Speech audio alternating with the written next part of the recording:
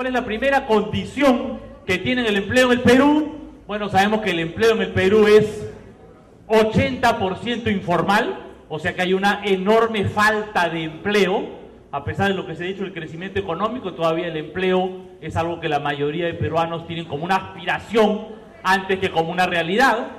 En segundo lugar, sabemos que para aquellos que tienen un trabajo dependiente, un trabajo asalariado, la mayor parte de ese trabajo hoy es un trabajo que tiene derechos muy restringidos. La sindicalización es muy difícil, porque los empresarios, cuando se enteran que alguien está haciendo un sindicato, lo primero que hacen es votan a los organizadores del sindicato. Entonces, organizar un sindicato hoy es muy difícil.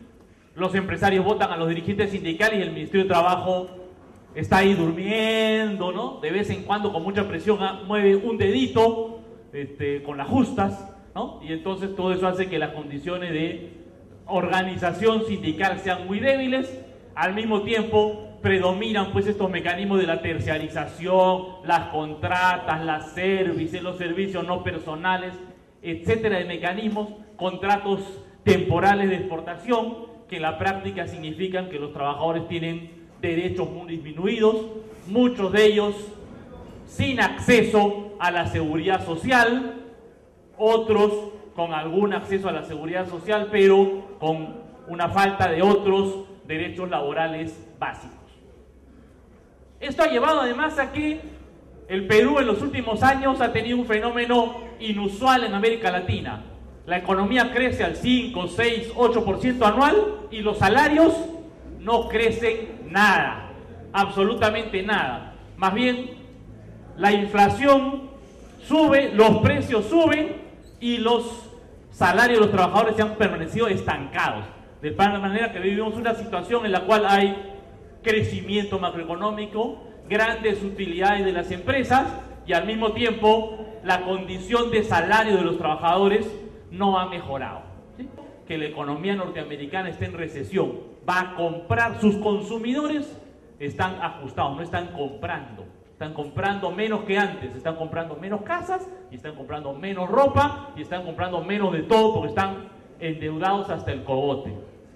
Y lo mismo pasa con Europa, y la recesión se está extendiendo al conjunto del mundo, también al Asia y a los distintos países latinoamericanos.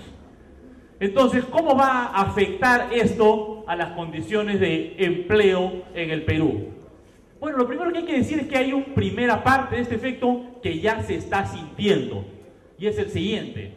Los datos oficiales del Instituto Nacional de Estadística, o sea, del gobierno, dicen que en el último trimestre de julio a septiembre, que son los últimos datos, en Lima hay 80.000 empleos industriales menos que el año anterior. O sea, hay 80.000 trabajadores que estaban trabajando principalmente en la industria textil y otras que hoy han perdido sus trabajos. Seguramente con las leyes actuales no han sido despedidos, porque simplemente se les acabó su contrato temporal y bueno, se acabó tu contrato, te fuiste, o estabas contratado por la Service, te fuiste, estabas terciarizado, te fuiste, cerró la empresa, ¿no? Etcétera, ¿no? Hay distintos mecanismos, pero el dato oficial del Instituto Nacional de Estadística es que hay 80.000 empleos industriales menos, y eso es realmente un montón de gente que ha perdido su trabajo.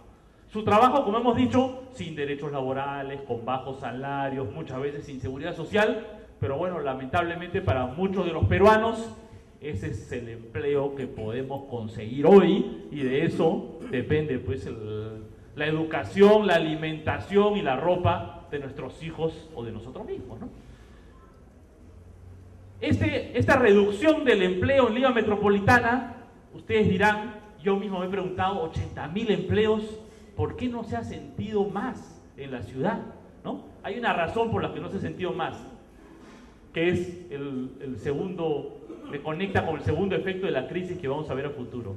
Y es que en los últimos meses, al mismo tiempo que se estaba reduciendo el empleo industrial, y esto se ha reducido, ¿por qué? Porque hoy el Perú está vendiendo menos ropa a los Estados Unidos, las empresas textiles están vendiendo menos a Estados Unidos, por eso contratan menos trabajadores, y también porque la competencia de los textiles chinos de la ropa china y del Asia está golpeando duramente a la empresa nacional. Por eso hay menos empleo, porque las empresas cuando producen, cuando tienen mercado para vender ropa, tienen que producir la ropa, y para producir la ropa tienen que contratar trabajadores.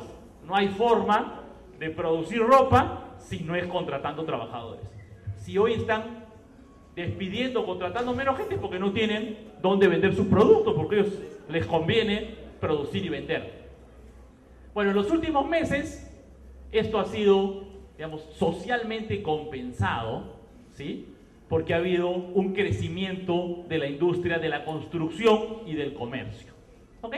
Y la industria de la construcción, o sea, la construcción ha venido creciendo durante varios años a un ritmo bastante acelerado. Uno en Lima lo puede ver, ¿no? Los edificios que se construyen por diversas partes de la ciudad, y eso, pues, construir edificios requiere, evidentemente, un montón de trabajadores de la construcción, ¿ok? Este efecto, aquí hay un segundo efecto que va a tener la crisis sobre el Perú, que recién se está comenzando a sentir y que se va a sentir fuertemente en los próximos meses, y que es este crecimiento de la industria de la construcción va a disminuir seriamente, ¿ok? ¿Por qué razón? La primera razón es esta. La industria de la construcción se ha acelerado en el Perú gracias a que hoy, o ha habido en los meses anteriores, créditos hipotecarios más o menos accesibles para la gente de clase media, ¿no? Entonces uno podía sacar un crédito hipotecario con una tasa de 10%, y bueno, alguien paga pues una cuota de $200 mensuales o algo así por una casa de tamaño mediano, y bueno, no pagas alquiler, pagas un poco más, pero te vas haciendo de tu propiedad. Tiene una ventaja.